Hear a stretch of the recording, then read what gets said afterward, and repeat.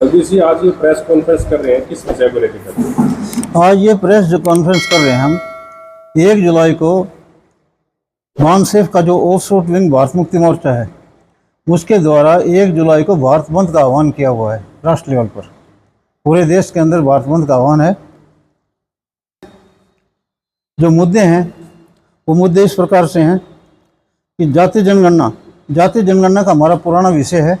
आप सभी पत्रकारों को पता है कितने बार हमने ज्ञापन दिए हैं, सरकार को नोटिस दिए हैं, संघर्ष किया है, भारत बंद किया है। तो इस जाति जनगणना के ऊपर हम सरकार से ये मांग की समय निर्धारित करें और जाति जनगणना के अनुसार सभी भारतवासियों को हक अधिकार किस समय तक आप इनको इनके हक अधिकार के जो मामला है, जिस प्रकार सभी संस्थानों में सभी की संख्या के अनुरूप भागीदारी, सभी प्राकृतिक संसाधनों में सभी की भागीदारी अनिवार्य हो, तभी तो भारत में लोकतंत्र कायम होगा। तो पहला मुद्दा हमारा ये जाति आधार जनगणना का है। दूसरा है ईवीएम मशीन द्वारा ये आधुनिक मनुस्मृति है। जिस प्रकार मनुस्मृति के द्वारा SC BC OBC के लोगों को अधिकार वंचित रखकर उनका शासन प्रशासन में कोई हक नहीं था, इसी प्रकार आज इस ईवीएम की जो मशीन है इससे इनकी जितनी भी लोकल पार्टियाँ थी सभी खत्म हो चुकी हैं। और भारत के अंदर जिस प्रकार बाबा साहब ने बहुदलीय प्रणाली का निर्माण किया था, आज सरेआम जो दिखाई दे रहा है कि एक ही पार्टी और एक ही विचारधारा सत्ता में काम कर रही है। इसी कारण भारत के लोगों की वोटों की जरूरत नहीं है। जगह जगह आंदोलन हो रहे हैं मगर किसी भी आंदोलनकारियों की कोई सुनवाई नहीं हो रही। यदि वोटों का भय हो तो सरकार उनकी सुनवाई करे। आप पीछे देख चुके हो किसानों को कितने दिन बैठाए रखा। आज हर एक व्यक्ति रोड पर है, किसी न किसी तरह वो रोड पर ही घूम रहा है। तो इस चीज़ को जब तक ईवीएम का इलाज नहीं होगा, बैलेट पेपर से चुनाव नहीं होगा, तब तक ये व्यवस्था और हमारी लड़ाई जारी रहेगी।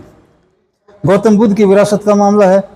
कोई धर्म ऐसा नहीं जिसका विरासत किसी दूसरे के लोगों के हाथों में सौंपी हो, मगर भारत के अंदर बिहार सरकार ने कानून बनाकर वहाँ के ब्राह्मणों को उसके ट्रस्ट में शामिल किया, और शामिल ही नहीं किया, उसका पूरा कब्जा ही उनका किया हुआ है। आज जो गौतम बुद्ध की विरासत जो भारत में विश्व लेवल पर जो धरोहर जानी जाती है, वहाँ पर बौद्धों का कब्जा न होकर इनका जो ब्राह्मणवादी हैं उन लोगों का कब्जा है। और दूसरा ये कि हम चाहते हैं कि भारत के अंदर सभी अमन और चैन शांति से रहें, किसी महापुरुषों का अपमान न करें, जातीय दंगे ना हो और किसी भी धर्म के ऊपर आक्षेप लगाकर, क्योंकि भारत धर्मनिरपेक्ष देश है, सभी को जीने का हक है, सभी को अपनी धार्मिक उपासना करने का हक है।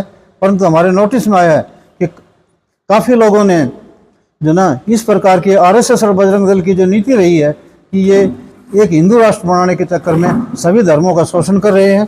हम इसके विरोध में हैं और हम चाहते हैं कि इस प्रकार के अनैतिक कार्य करने वाले संगठनों को बर्खास्त किया जाए, उसको बैन किया जाए। पांचवा मामला हमारा शिक्षा का मामला है। शिक्षा एक मौलिक अधिकार है आर्टिकल 30 के अनुसार, परंतु भारत के अंदर शिक्षा कुछ चैरिटेबली संगठनों द्वारा चलाया जाता था, मगर सत्ता में बैठे लोगों के संरक्षण से यहाँ पर आम लोगों ने शिक्षा के लाइसेंस ले लिए, शिक्षा की चैरिटी के नाम से दुकानें खोल ली और उन दुकानों पर अनाप शनाप फीस हड़पी जा रही है और वहाँ पर कार्य करने वालों का भी शोषण हो रहा है। ऐसा ध्यान में नहीं आया, नोटिस में है कि किस प्रकार से दोनों तरफ से अभिभावकों का भी शोषण है और उनका भी शोषण है। जबकि चैरिटी जो संस्था है, चैरिटी संस्था के इनके बायलॉज के अनुसार 3 संसाधन हैं आय उपार्जन के।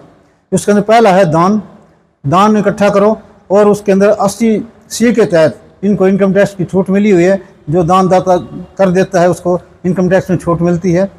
दूसरा है फीस और तीसरा है डोनेशन, सरकार के द्वारा डोनेशन। शिक्षा एक राष्ट्र के निर्माण का साधन है, जिसमें सरकार डोनेशन नहीं दे रही। जबकि मैं किसी को इस बात में मेरा द्वेष नहीं है कि मैं गायों के प्रति शब्द कह रहा हूँ, मगर जब एक पशुओं के लिए, गौशालाओं के लिए एक गाय के लिए 70 रुपये 68 रुपये गाय के हरियाणा में दिए जा रहे हैं, यदि 100 रुपये एक बच्चे के ऊपर पर डे दिए जाए तो वो किसी भी अच्छे से अच्छे स्कूल में पढ़ाई पढ़ सकता है।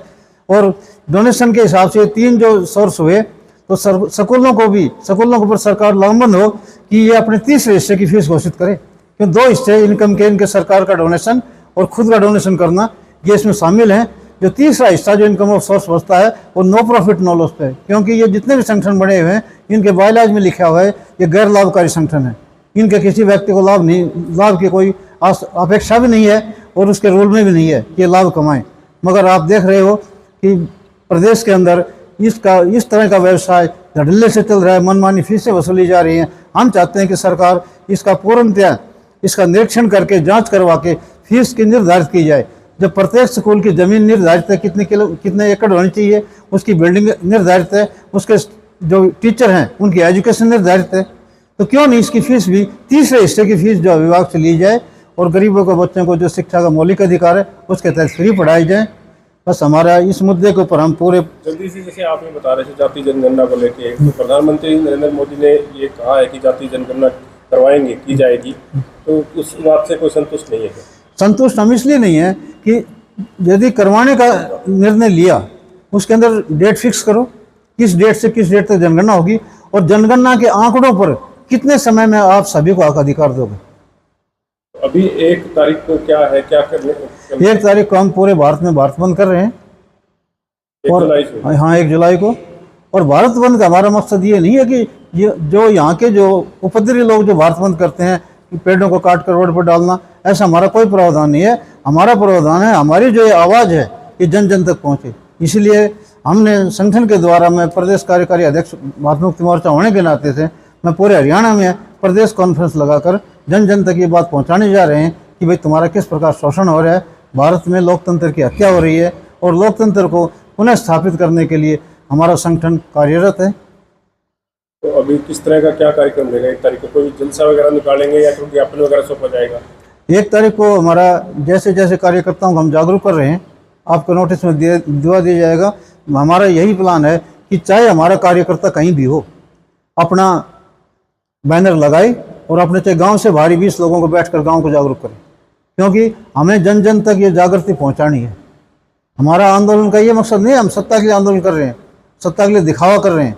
हमारा चाहिए 1930 ये 2030 तक का हमारा टारगेट है। मोहम्मद इस्लाम जी ने घोषणा की हुई है कि 2030 तक हम इस व्यवस्था को परिवर्तन कर देंगे। जो गैर बराबरी की व्यवस्था भारत के अंदर चली हुई है, इस गैर बराबरी की व्यवस्था को नेस्तनाबूद करने के लिए 2030 तक हम 6ठे महीने भारत बंद करेंगे। आप देखते हैं लगातार, जैसे आपके यहाँ पे जो नेता है वो लगातार वोट बटोर के चले जाते हैं, लेकिन आपके साथ इस मतलब ये जो आप काम कर रहे हैं इसमें साथ खड़े दिखाई नहीं देते, क्या कारण है इसका? ये असाधारण काम, वोट लेना साधारण काम है। लोगों को गुमराह करके वोट लेना, लोगों को जाति के नाम से वोट लेना, धर्म के नाम की हवा चलाकर वोट लेना, ये साधारण काम है। मगर व्यवस्था को परिवर्तन करना, जो व्यवस्था भारत के अंदर महापुरुषों के द्वारा निर्धारित है, समानता, स्वतंत्रता, बंधुता और न्याय पर आधारित व्यवस्था का निर्माण करना, ये हमारे संगठन का काम है। ये कांटों पर चलने का काम है, नेताओं की तरह फूलों पर और एसी में सोने का काम नहीं है। तो कांग्रेस कहती थी कि ये जो आप बता रहे हो कि जैसे जाति जनगणना है हमने शुरुआत करी थी, और आप ये कह रहे हो कि ये हमारे यहाँ से शुरू हुई थी। इसका मैं बताता हूँ, इतिहास है। 1931 के अंदर पहली बार अंग्रेजों ने अंग्रेज तो करते थे 10 साल के बाद जाति, पर लास्ट जो जनसंख्या जाति जनगणना हुई 1931 में हुई। 32 के अंदर विश्व युद्ध चल पड़ा था। विश्व युद्ध के बाद में भारत आज़ाद हुआ, और भारत आज़ाद होने के बाद में 1951 में कांग्रेस का राज आया। कांग्रेस ने जाति जनगणना नहीं की। 1962 में जवाहरलाल नेहरू प्रधानमंत्री थे, जाति जनगणना नहीं हुई। 1962 के बाद 72 में इंदिरा गांधी थी, जाति जनगणना नहीं हुई। पूरे लंबे समय तक कांग्रेस ने राज किया, और 2011 के अंदर 2010 में हमारे संगठन से मांग उठाकर लालू प्रसाद यादव, पासवान और शरद यादव ने भारत की संसद को जाम किया इस मुद्दे के ऊपर। संसद को जाम करने पर कांग्रेस को जाति जनगणना करवाने का आश्वासन दिया, मगर यदि राहुल आज कह रहे हैं जाति जनगणना की, 2011 की जनगणना के आंकड़े आउट क्यों नहीं किए? यदि 2011 की जनगणना के आंकड़े आउट कर यदि संख्या के आधार पर अधिकार देने की बात कांग्रेस कर देती, तो आज कांग्रेस को ये दिन नहीं देखने पड़ते। भारत बंद में आप बता रहे हो, भारत बंद का आह्वान किया है, तो कोई लोग आएंगे आपके सपोर्ट में? भारत बंद लोग आएंगे हमारे सपोर्ट में। हम SC BC OBC और इनसे धर्म परिवर्तित लोग, क्योंकि आज पीड़ित कौन है?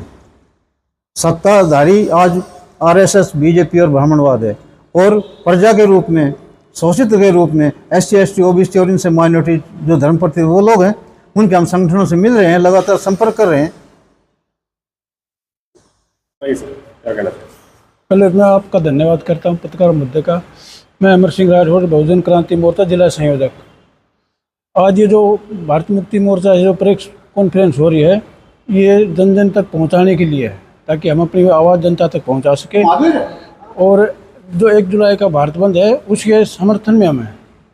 जो जनता की आवाज़ है, जनता की, जैसे कि ईवीएम का मुद्दा है, जाति जनगणना है, एसटी अधिकार की बात है, तो इसी के बारे में हमें प्रधान जी ने बताया है।